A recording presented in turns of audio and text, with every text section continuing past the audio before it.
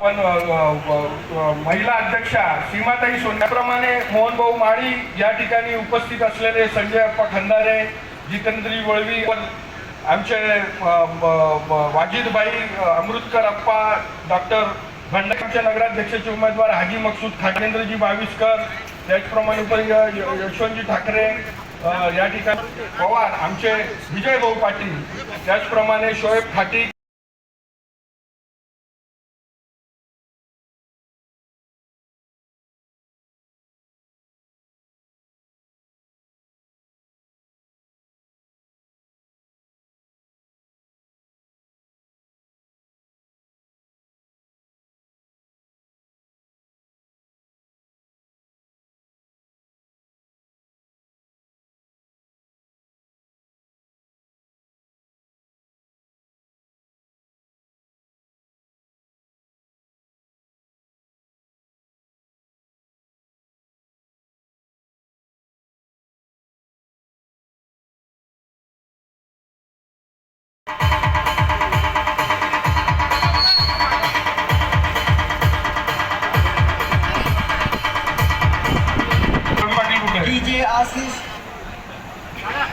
ज्यांचा पक्षप्रवेश होणार आहे ते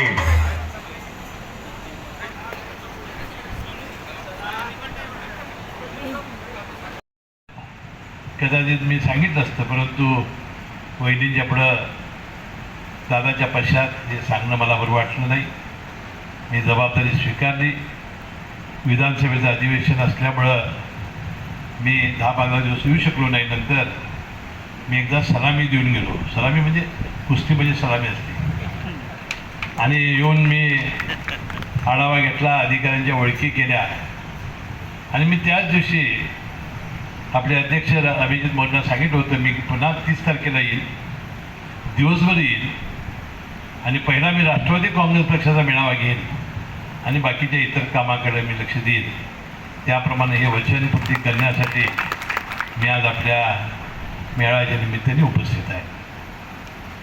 म्हणून हे खरं आहे की आदिवासी जिल्हा असलेला नंदुरबार, एका बाजूला मध्य प्रदेश, एका बाजूला गुजरात आणि अतिशय अविकसित जिल्हा. मगाशी जिल्हाधिकारी, मुख्य कार्यकारी अधिकारी, आपले प्रोजेक्ट ऑफिसर हे मला भेटले आणि मी आवाज झालो की या राज्यामध्ये सर्वात कमी शिक्षित असलेला जिल्हा आहे. म्हणजे शिक्षणाचं सुद्धा काम आपल्या जिल्ह्यामध्ये कमी आहे. इथं ज्याचा उल्लेख मगाशी अनेक वक्त्यांनी आपल्या भाषणात केला, त्यामध्ये जो आदिवासी जो भाग आहे त्या भागाकडं अक्कलकुवा, घडगाव, नंतर तळोदा, मी मगाशी शिंदे त्यांना विचारलं की सगळ्यात जास्त अविकसित भाग कुठं आहे, तर त्यांनी या तिन्हींचा उल्लेख केला आणि त्यातल्या त्यात शहादा वगैरे हे शहरं बरी आहेत, त्याचा भाग बरा आहे. आणि मला असंही सांगण्यात आलं की हा जो नर्मदा सरोवर आणि आपला जो डॅम झालेला इकडचा, त्यामध्ये 5 टीमची का 10 टीमची पाणी अजूनही आपल्या वाट्यात उचललं नाही असं शिंदेताई सांगत होत्या.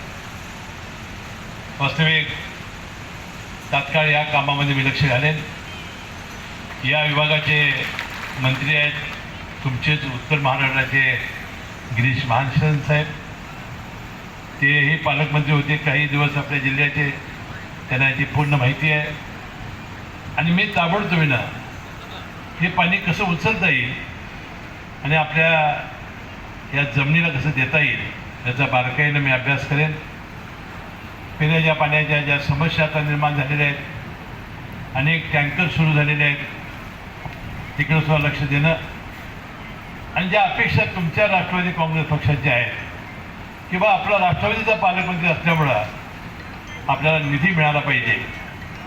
मी निधी योग्य प्रमाणात सर्वांना देण्याचा प्रयत्न करेन.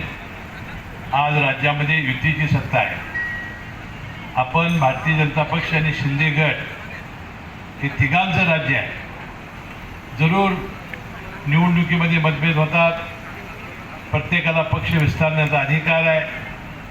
आणि अजितदादांचं म्हणणं तेच होतं की विधानसभा लोकसभा ह्या निवडणुका एकत्रितपणे लढल्या जातात, परंतु स्थानिक स्वराज्य संस्थेच्या निवडणुकीमध्ये आपण जरी युती असते तर युती होत नाही आणि आपापल्या पद्धतीने आपण करतो.